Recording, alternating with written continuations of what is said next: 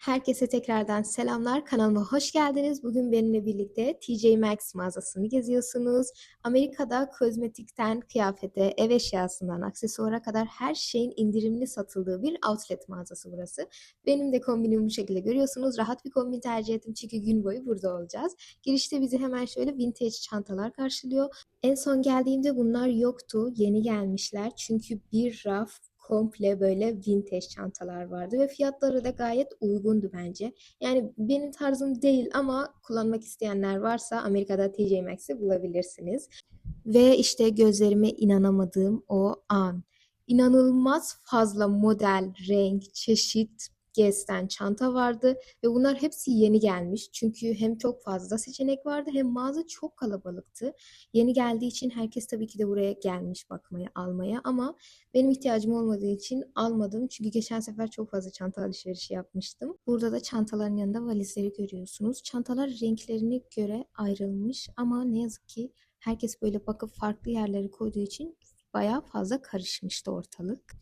Nereden başlasam diye bakıyorum. Bir yandan da mağaza giderek kalabalıklaşıyor ve gerçekten video çekmem zorlaşıyor. Şöyle saçma bir çanta buldum, onu göstermek istiyorum size.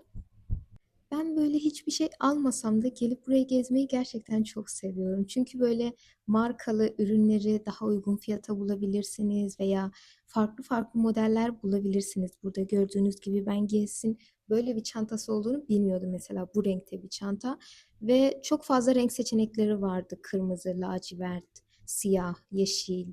Türkiye'de bunlar marka sayılıyor ama burada kimse wow Guess çanta ya da wow Calvin Klein diye böyle marka çanta demiyor. Böyle sıradan bir marka gibi geliyor bunlara. Ama gerçekten şu modellerin, renklerin güzelliğine bakar mısınız? Özellikle şu toz pembe her şeyle kombinlenir. Yazın da kombinlenir, kışın da kombinlenir. Hepsinin fiyatları aşağı yukarı aynıydı gördüğünüz gibi. Fakat sadece bazılarında indirim vardı. İndirim olan ürünlerde zaten etiketin üzerinde kırmızı bir etiket yapıştırıyorlar. O fiyat geçerli oluyor. Ve kızlar, burada Guess kadar Michael Kors çantaları da var. Benim asla ve asla hiç tarzım değil.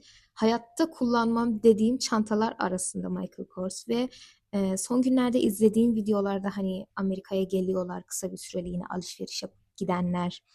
Neden bu kadar Michael Kors çanta alıyorsunuz? Gerçekten çok merak ediyorum. Yani hiç güzel değil. Onun yerine başka bir model ya da daha güzel bir şey seçebilirsiniz. Gerçekten herkesin tabii ki de renkleri ve zevkleri tartışılmaz.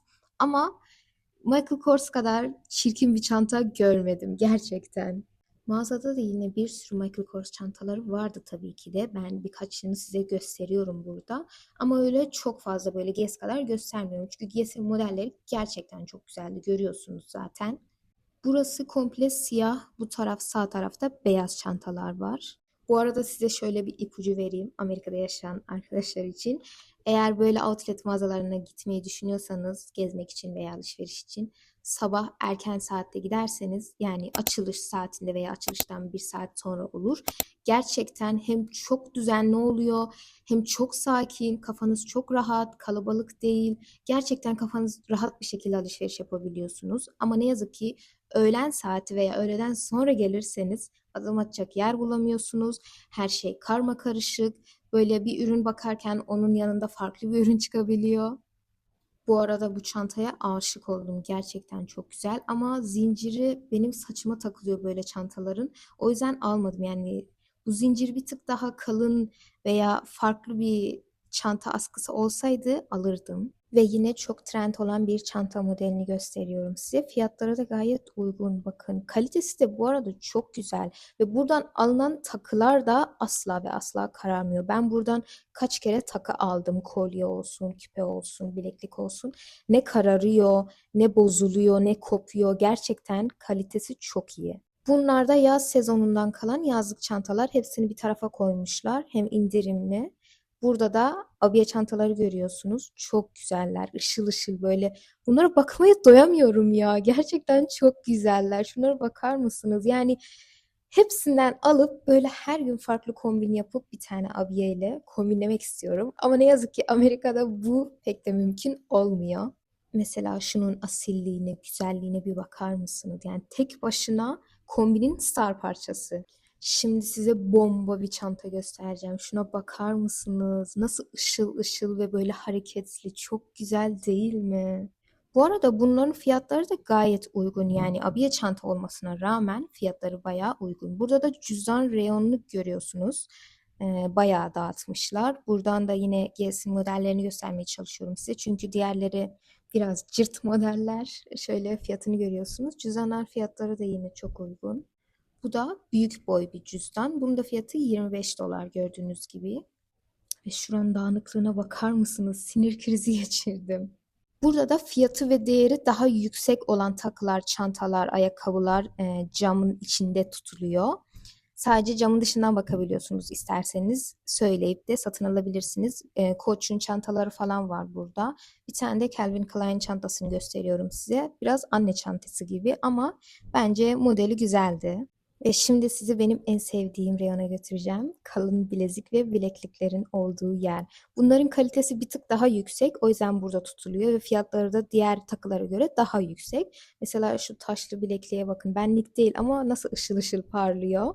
Bu arada ben böyle kalın bilezikler takmayı, kullanmayı çok seviyorum. Ama bileğim çok ince olduğu için ya hemen açılıyor ya düşüyor ya çok fazla bol duruyor. Böyle çok garip duruyor. Hiç sevmiyorum ve üzülüyorum. Niye öyle oluyor? Ben çok seviyorum bunları kombinlemeyi. Bakar mısınız şunların güzelliğine? Ve yine aynı şekilde bu küpeler de aynı kalitede. Zirkon kaplama oluyor bunlar. Ve yılbaşı ağacı süsleri de gelmişti. İnanamıyorum. Çok güzeldi. Böyle ışıl ışıldı. Şunlara bakın, antikacı gibi. Ve Koç sevenler, Koç'un bir sürü bileklik modelleri gelmişti burada. Çok güzeldi. Fiyatları gözükmüyordu ne yazık ki ama sanırım 35-40 dolar civarıydı, birkaç tanesini gördüm. Burada da indirimli olan takılar var. Bu kırmızı etiketler gördüğünüz hepsi indirimli takılar. Ama hiç güzel modeller kalmamıştı. Bakın böyle ya çok sade ya çok çirkin modeller kalmıştı indirimli takılarda. Ki zaten bazıları da ya kırık oluyor ya da hafif yamulmuş. Onları da indirime koyuyorlar. Yani insan niye yamuk ya da kırık bir takıya para versin ki? Ve benim saatler geçirdiğim o raf, takıların olduğu raf. Şunlara bakar mısınız? Aman Allah'ım. Ben burada gerçekten aklımı kaybediyorum. Çünkü hepsi çok güzel, ışıl ışıl. Hepsini almak istiyorum. Hepsi o kadar güzel ki. Bakın, her tarza göre kolye, küpe, bileklik, bilezik her şey bulabilirsiniz. Bu arada dediğim gibi buradan alırsanız asla kararma veya işte rengi solma öyle şeyler olmuyor. Ben çünkü başka yerlerden de takı alıyorum. Başka butiklerden, H&M'den, Zara'dan.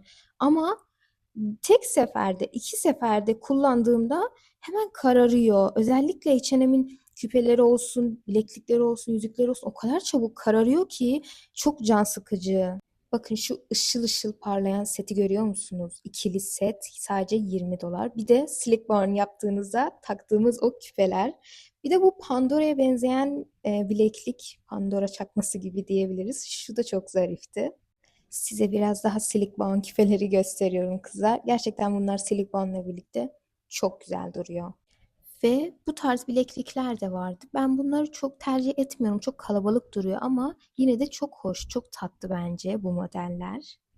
Bu arada TJ Maxx'te nazar boncuklu bileklik, kolye, küpe de bulabilirsiniz. Gerçekten çok fazla seçenek var ama şu anda göremedim nedense. Çünkü ben kardeşime almıştım, nazar boncuklu çok güzel setler var. Burada çok pahalı markaların parfümleri var. Bayağı uygun fiyatlı bunlar. Çoğunun fiyatı gözükmüyor ama fiyatların gözüktüğü kadar size çekmeye çalıştım. Çünkü böyle bir cam sandık gibi bir şeyin içinde duruyor. Onun için görevliyi çağırıyorsunuz, gelip anahtarla açıyor falan filan, çok uğraştırıyor. O yüzden böyle gözüken fiyatları ben size çekmeye çalıştım. Görüyorsunuz zaten, bazılarında da indirim vardı. Kırmızı etiketteydi. Bakın böyle gördüğünüz gibi. Yani parfüm stoklamak isterseniz buraya geldiğinizde eğer kullandığınız parfümü bulabilirseniz buradan stok yapabilirsiniz. Gayet mantıklı oluyor. Ben aslında daha çok birkaç gördüğüm video kadarıyla buraya Yves Saint Laurent markasının çok fazla far paleti, işte rujları olsun, parfümleri olsun geldiğini gördüm. Ama Burada make-up bölümünde kesinlikle bir tane bile bulamadım. Çünkü millet hepsini almış. Bir tane NARS kalmış gördüğünüz gibi. O da yerde, kapağı açıktı. Millet, çalışanlar olsun, millet olsun, gelip hepsini koştur koştur gelip almışlar. Çünkü TikTok'ta gördüm birkaç tane. Burada gördüğünüz gibi çok dağınık makyaj bölümü gerçekten. Ya kırık dökük ya çok dağınık. Her şey her yerde. Ama benim bugünkü şansımı görüyorsunuz. Şu dağınıklığa, şu dökülmüş kırıklığa bakar mısınız? Her şey her yerde resmen. Size böyle güzel markaların, böyle güzel ürünlerini bulup göstermeye çalışıyorum. Sadece çalışıyorum yani bulamıyorum. Yani biraz daha dikkatli ve böyle kurcalayıp da bakmanız gerekiyor. Ve sonunda bir tane Huda'nın sanırım far paleti. Onu buluyorum. Ama dışından göründüğü gibi sanırım dökülmüş, kırılmış içi. Evet.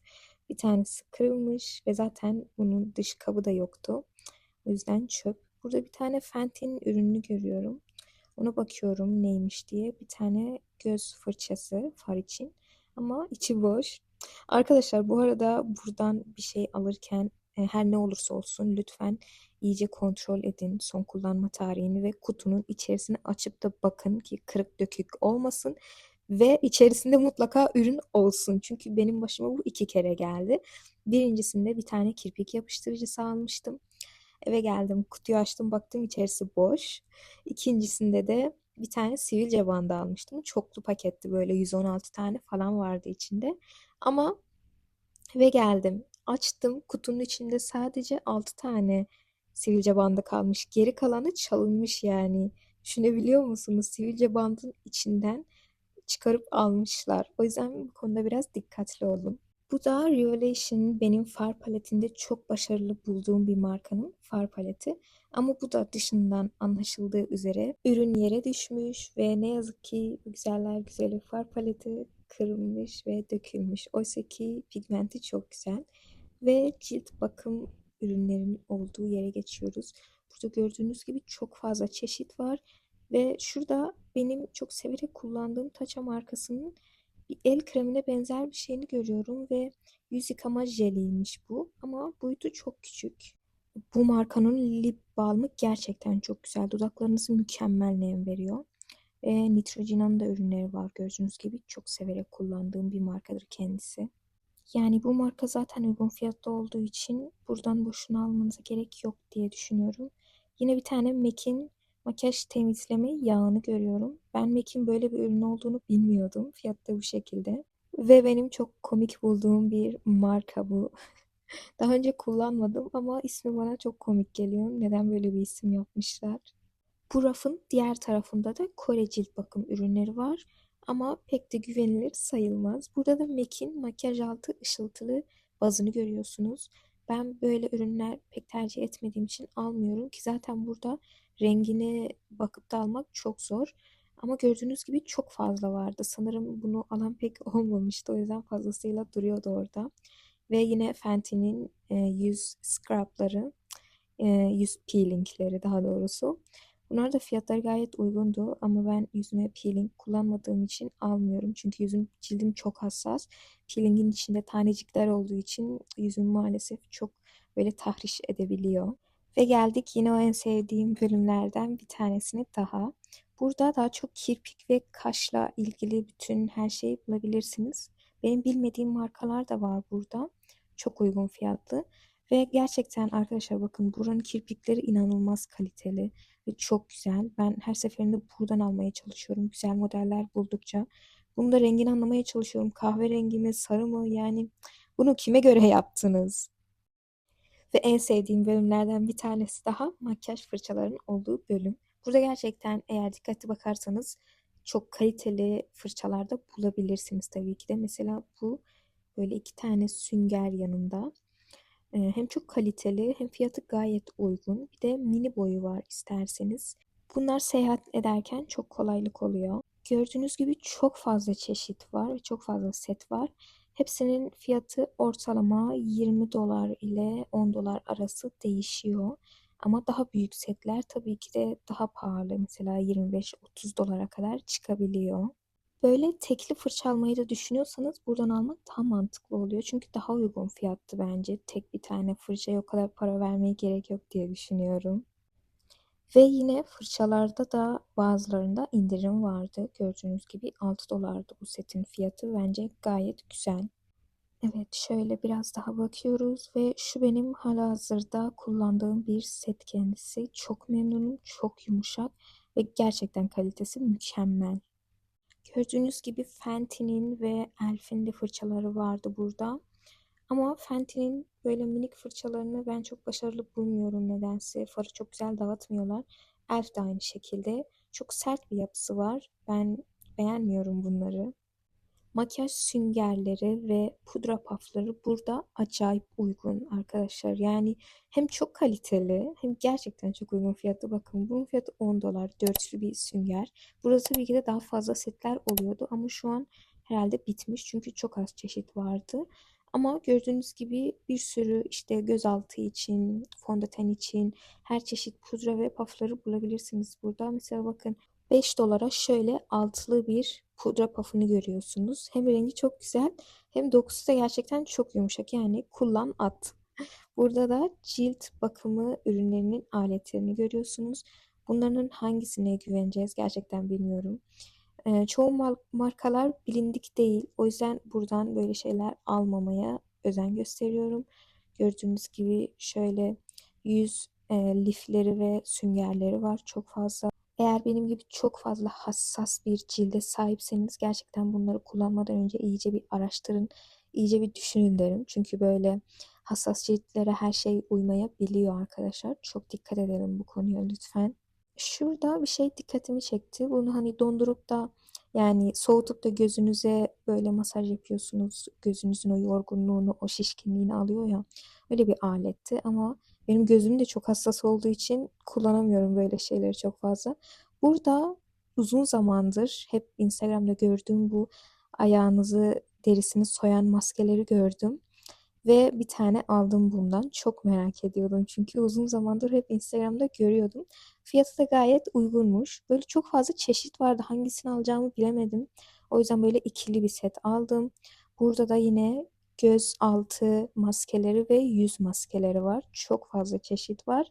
Ve çoğu zaten Kore ürünleri ama işte yok Kore ürünüymüş diye direkt alıp da güvenip yüzünüze sürmeyin lütfen. Çünkü onların cildine uyan bir şey sizin cildinize uymayabiliyor. Çünkü ciltleriniz farklı olabiliyor. O yüzden buna da çok dikkat edin. Özellikle gözaltı maskeleri. Çünkü gözaltı ve göz kapağı ciltteki en hassas deriye sahip. Mesela bakın şöyle gözaltı maskelerini ben buradan almam. Yani Sephora ve Ulta'dan başka daha güvenilir bir yerlerden alırım araştırarak. Ama buradan kesinlikle almam. Yüz maskeleri de aynı şekilde. Ve burun için siyah nokta bandı da aynı şekilde. Çünkü burnunuzdaki siyah noktaları böyle bir anda çekip temizliyor. Ama o boşluk kalan yerler tekrardan siyah nokta oluşmaya başlıyor. Ve bu gerçekten çok can sıkıcı bir durum. O yüzden burnunuzdaki siyah noktaları temizlerken çok daha dikkatli olmanız gerekiyor. Çok daha kaliteli ürünler tercih etmeniz gerekiyor. Bakın burada size birkaç tanesini gösteriyorum. Fiyatlarını da gösteriyorum. Yani 4,99'a böyle bir burun maskesi var. Bana pek güvenilir gelmedi. O yüzden almamayı tercih ediyorum bunları. Şurada da çok tatlı böyle yüzünüzü yıkarken hani bileklik takıyorsunuz işte bileğinize su kaçmasın falan diye.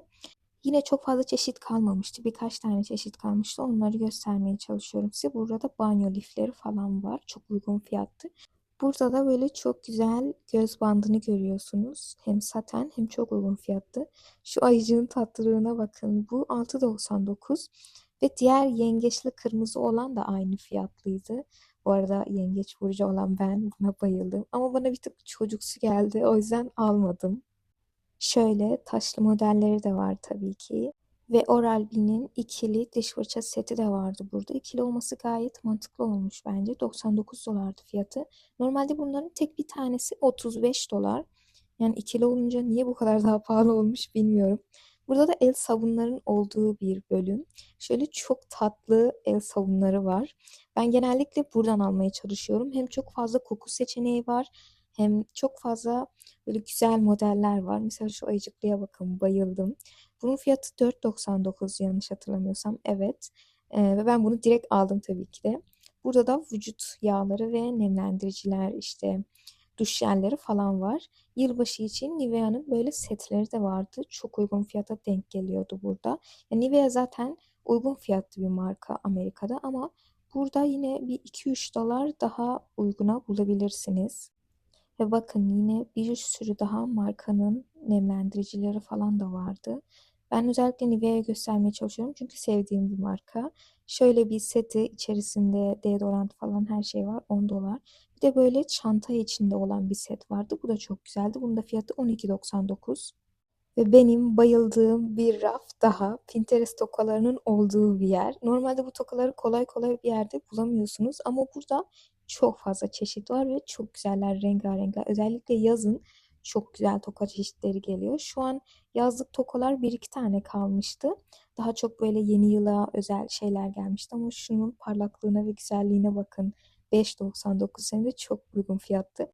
Böyle köpek balıklı tokalar da vardı. Çok komik bunlar ama tabii ki de kullanmam ben bunları.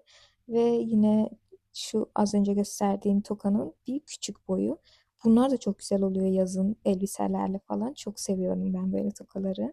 Yani kısacası toka alacak olursam mutlaka buradan alıyorum. Çünkü hem güzel modeller var hem çok çok uygun fiyatlı. Bakın şunun tatlılığına bakın. Pinterest tokası. Çok güzel değil mi kızlar?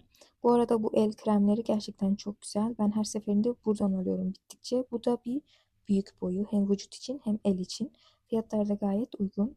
Bir de böyle vücut yağları var. Bunlar yazdan kalmış herhalde. Şöyle inekli toka buldum. Onu da gösteriyorum size. Son zamanlarda bunları çok görüyorum. İşte yatmadan önce takıyorsunuz, saçınız kırılmıyor falan diyor. Ama ben şu an bakarken çok fazla model ve çeşit yoktu o yüzden almadım. Burada da komple indirimli olan ürünleri yığmışlar resmen. Her şey böyle alt üstü. O yüzden burada bir şey bulmaya çalışırsanız saatlerinizi alır. Ben büyük olan birkaç ürünü gösteriyorum size şöyle indirimli fiyatlarını. Ve bazılarında fiyatları yoktu. Yani neden yoktu bilmiyorum. Şu güzel vücut yağını size göstermeye çalışıyorum ama fiyatı yazmıyordu hiçbir yerinde. Yine farklı bir markanın vücut yağını buldum. Onun fiyatını gösteriyorum. İndirimli fiyatı 6 dolardı. Ve bu indirimlerin arasında tabii ki de makyaj malzemeleri de vardı. Ama bence bunlara kesinlikle para verilmez. Çünkü hepsi resmen çöp. Hepsi kırık, dökük ya da kutunun içinde olmayan makyaj malzemeleri ya da tarihi geçmiş ya da çok az kullanma tarihi kalmış diye düşünüyorum. Çünkü gerçekten alınmaz. Yani şunun haline bakın resmen. Hepsinin kapağı açık, hepsi dökülmüş. Ve yine bir tane indirimli ürün daha buluyorum size gösteriyorum. 6 dolar bir tane fırça seti. Böyle gördüğünüz gibi çok dağınık. Şu parfümü gösteriyorum. İkili parfüm herhalde. Evet, mini boyu. Bunun da fiyatı 16,99 ama indirimli değil. Bunu herhalde başka yerden birisi getirip buraya koymuş. Ve şöyle bir her yerini gösteriyorum. Bakın ne kadar dağınık değil mi? MAC'in de bir tane ürünü burada indirimdeydi 13 dolara. Muhtemelen bu pek satılmayan bir rengi onun için indirime sokmuşlardır. Burada da maşa ve fön makineleri falan bulabilirsiniz çok uygun fiyatlı. Ve geçenlerde buraya Dyson gelmişti. Bayağı güzel renkleri vardı hatta Dyson'ın. Ve çok uygun fiyatlıydı. 200-300 dolara gelmişti. Tabii ki de hemen herkes koştur koştur gitmiş almış. Burada size setlerin fiyatlarını göstermeye çalışıyorum birkaç tanesini. Ben maşa kullanmıyorum çünkü saçlarım çok ince telli yakıyor. O yüzden maşayı hiçbir zaman hayatıma sokmadım. Ama sizin için fiyatlarını gösteriyorum. Burada da yine indirimde olan ürünlerin fiyatlarını göstermeye çalışıyorum. Ama cilt bakımında lütfen indirimden almayın. Tarihi çok az kalan ürünleri indirime sokuyorlar çünkü. Ve burada böyle süngerlerin kutu halinde setleri var. Bence çok mantıklıydı. Çünkü böyle çekmecenin içine koyup düzenliyorsunuz ya çekmece düzenleyici. Onun gibi bir şeydi bu. İçerisi dop doluydu gördüğünüz gibi koca bir set ve fiyatları da gayet uygun. Bakın şöyle altta da düzenleyici raflar var. Şöyle kocaman bir set. Boyutu da bayağı büyükmüş bu arada. Bunun da fiyatı 19,99 çok uygun ve ayakkabı bölümüne geçiyoruz. Burası da yine çok dağınıktı. Yazlık ve kışlık, spor ve abiye hepsi karışıktı. Gördüğüm ilk Cinderella ayakkabısını size gösteriyorum. Şöyle ışığın altına bakın nasıl parlıyor. Bunun da fiyatı gayet uygundu. İndirimli fiyatı 28 dolardı. Bence çok tatlı, düğünlerde falan giyilir. Biraz daha bakındıktan sonra bulduğum böyle göze güzel gelen modelleri alıp size göstermeye çalışıyorum. Aynı zamanda fiyatını da gösteriyorum. Bakın bu da indirimdeymiş, 28 dolar. Bu çok güzeldi. Böyle hem siyahtı hem ışıltılıydı. Bence gayet güzeldi. Şöyle üstte de çizmeler var ama benim boyum yetişmiyor. Zara'nın bir tane çizmesini buldum. Çok güzel kalitesi vardı ve topuk boyu olsun, uzunluğu olsun çok güzeldi. Sadece tek sıkıntı 36 numara olmasıydı. Yoksa almayı düşünürdüm gerçekten. 36 numara ve indirimli hali 16 dolarmış. Yani 16 dolara Zara'nın bu çizmesi bence gayet mantıklıydı. Eğer kendi numaram olsaydı. Bunu da kim buraya koymuş bilmiyorum ama rengi çok güzeldi. O yüzden gösteriyorum size. Bunun da fiyatı indirimi yok ama 69 dolar. Bence gayet uygundu. Rengi çok hoşuma gitti nedense.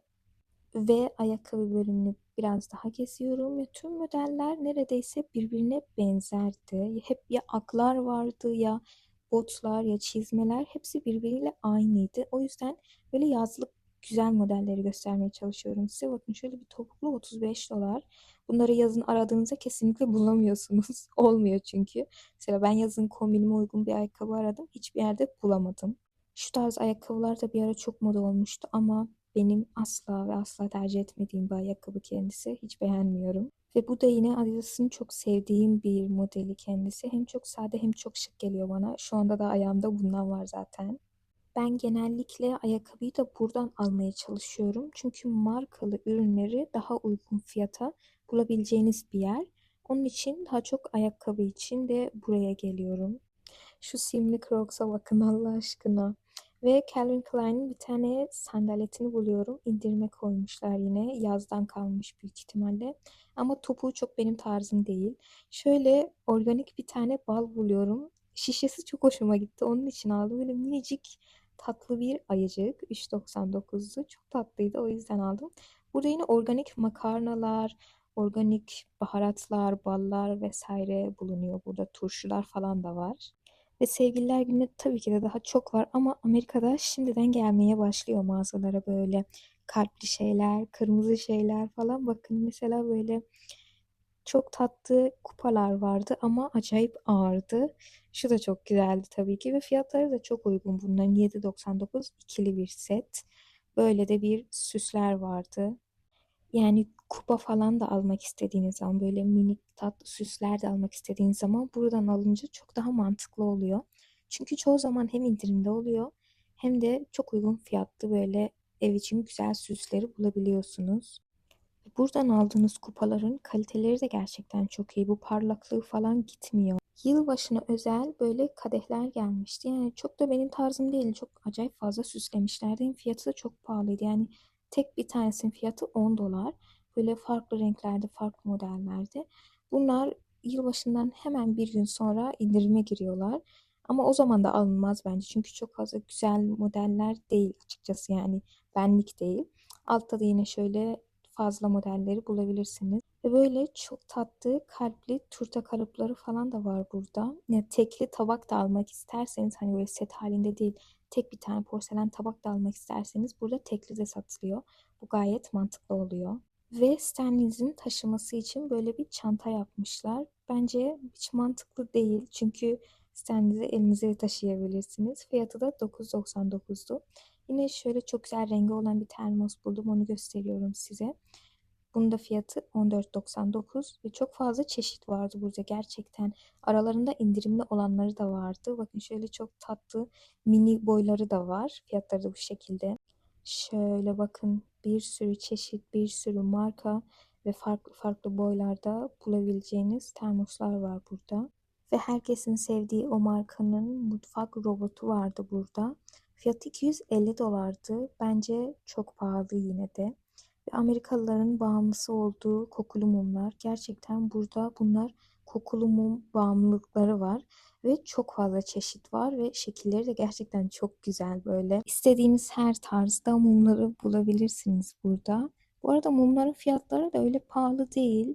Yani oda kokularıyla hemen hemen aynı fiyatları. Bu Yasemin ve safran kokuluyu eğer bulursanız mutlaka almanızı öneririm. Çok güzel bir kokusu var çünkü bayağı farklı bir koku. Ya safran zaten tek başına gerçekten çok güzel bir baharat. Bir de Yasemin kokusuyla birleşmiş muazzam bir kokusu var. Bakın şöyle çok garip bir kutularda mumlar var yine. Gördüklerinizin hepsi mum ve şuna şok oldum. Bakar mısınız? Bu arada bu mumları sürekli evde yakıp böyle oturduğunuz zaman veya başka yerlerde yaktığınız zaman bir baş ağrısı yapıyor nedense bende. Buradaki yılbaşı ağacı süsleri ve yılbaşı için özel gelen süsler fiyatı beni inanılmaz şaşırttı. Çünkü TJ Maxx'e göre fiyatları bir tık pahalıydı. Ben iyi ki de Amazon'dan hepsini almışım. Yılbaşı ağacımı da süslerimi de hepsini oradan aldım. Zaten burada da fazla çeşit kalmamıştı. Yılbaşı yaklaştığı için çoğu bitmişti neredeyse. Bir iki tane süs kalmıştı. Onlar da çok güzel değildi. Bakın böyle simli simli. Ki zaten fiyatları da çok pahalı yani buraya göre. Bence çok pahalı. Yani Amazon'dan alındığı zaman da çok daha uygun fiyata alabilirsiniz. Buradan alınmaz diye düşünüyorum. Bu kısım bir tık kalabalıktı, o yüzden fazla çekemedim size ama yeterince göstermeye ve çekmeye çalışıyorum burada. Şu çok hoşuma gitti. Bir fiyatına bakayım dedim. 30 dolar şu minicik saksı ve iki tane kozalak için bence değmez dedim ve almadım. Şöyle mini bir tane dereotuna benzer bir yılbaşı ağacı var. Bu da 20 dolar. Çok minikti. Yani bir tık daha büyük olsaydı 20 dolar için değerdi diye düşünüyorum. Burada da yine kapı süsleri ve yılbaşına özel kokulu mumlar var bu kısımda. Bunların kokusu gerçekten böyle çok keskin, böyle nane gibiydi. Hiç benim tarzım değildi. Bunların da fiyatlarını gösteriyorum size. Bir tık pahalı diğer mumlara göre çünkü yılbaşına özel yapılmış. Onun için fiyatları biraz farklı. Şöyle hepsi zaten yeşil ve kırmızı renklerden oluşuyor. Kokuları gerçekten böyle çam ağacı gibi kokuyor. Ve artık böyle yorganların olduğu kısma geçiyorum. Calvin Klein böyle bir yatak yorgan seti indirime girmişti. 72 dolardı sanırım fiyatı. Ve çorapları gösteriyorum size. Burada Nike ve Puma'nın orijinal çoraplarını çok daha uygun fiyata bulabilirsiniz. Burası erkek bölümü. Kadınlar bölümü çok kalabalıktı. Kasaya doğru giderken erkek bölümünden çorapları çekmeye çalıştım. Zaten mağaza o kadar büyük ki bütün her köşesini detaylı bir şekilde çekmeye çalışsaydım video herhalde 5-6 saat olurdu. Ama çok kalabalık olduğu için de her yeri detaylı bir şekilde çekemedim. Yine çok merak ettiğiniz bir bölüm varsa yorumlara yazarsanız sizin için seve seve çekerim. Böyle bir tane sweatshirt görüyorum. 25 dolardı fiyatı. Bir tık rengi güzel değildi. Yoksa alınırdı bence. Çünkü Calvin Klein sweatshirtleri gerçekten kalitesi mükemmel oluyor. Şu hoodie'nin de ilk başta gördüğüm rengi hoşuma gitti. Çok güzel bir pembeydi. Dedim ki içeriğine bir bakayım yani pamuk mu polyester mi diye şöyle bir etiketine bakmaya çalışıyorum. %60 pamuk, %40 polyester, o yüzden alınmaz. Böyle bir kürkün seti vardı. Kürk gerçekten çok yumuşaktı. Set halinde 49 dolar. Altında da aynı renkte uzun bir elbise vardı. Kış aylarında hazır kombin diyebiliriz. Bir de şöyle kumaşı çok güzel gözüken bir mont gördüm. Biraz ince bir mont. Bunun içeriğine bakmak istedim ve fiyatına da bakmak istedim. Yani fiyatına göre içeriği gerçekten güzel değil. Çünkü bakın %100 polyester diyor. Rengi biraz hoş evet ama %100 polyester olması da biraz üzücü tabii ki. Şöyle uzun kabanlar da vardı. Bunların kalitesi gerçekten mükemmeldi. Yani fiyatına değer bir kaliteleri var. Markalı bir ürünün kabanını veya herhangi bir kürkünü almak isterseniz burada eğer şanslıysanız bedeninize göre ve sevdiğiniz rengi bulabilirsiniz. Ve artık kasaya doğru geçiyorum. Çok kalabalıklaşmaya başladı çünkü. Ve artık eve doğru geçiş yapıyorum ve size aldıklarımı göstermek istiyorum. Ben bir tane böyle çorap aldım yünlü gibi. Ben genellikle bu tarz çoraplar pek kullanmıyorum ama aklımda bir kombin var. Onu yapmak için aldım. Renkleri falan da kombinime uyumluydu. Onun için aldım. Bunda fiyatı normalde $24'mış ama TJ Maxx'te $7.99. İçeriği tabii ki de polyester yarısı ama kombinime uygun diye aldım. Bir de şu el sabununun tatlılığına bakın. Bunu da aldım tabii ki de. Kaçıramazdım bunu. Kokusu da inanılmaz güzel bu arada. Çok fresh kokuyor. Böyle çok sabun sabun kokmuyor. Yine devam ediyoruz. Bakalım neler almışız diye. Gerçekten neler aldığımı da unuttum bu arada. O kadar yoruldum ki. Ayak maskesini şöyle ikili set olanı almışım. Birisi buğdaylı, diğer birisi ise aloe veralı. Bunu deneyip paylaşacağım Instagram'da. Beni takip ederseniz oradan sonucu görebilirsiniz. Ve telefonum için şöyle aynada video ve fotoğraf çekerken aynaya yapıştırmak için böyle bir e, alet aldım. Bunu uzun zamandır merak ediyorum. O yüzden sırada beklerken aldım. Ve şu balı da aldım tabii ki de kaçıramazdım. Bu arada bunu tadına baktım ve gerçekten inanılmaz güzel tadı varmış. Keşke daha büyük boylara olsaydı da onlara da alsaymışım. Ve sağlığımız için tabii ki de çelik tava aldım. İndirimde bulmuşken hemen bir tane aldım. O kısmı size çok çekemedim. Çok kalabalıktı. Videomu bu kısma kadar izlediyseniz yorumlara kalp bırakmayı unutmayın ve sonraki videoda görüşmek üzere.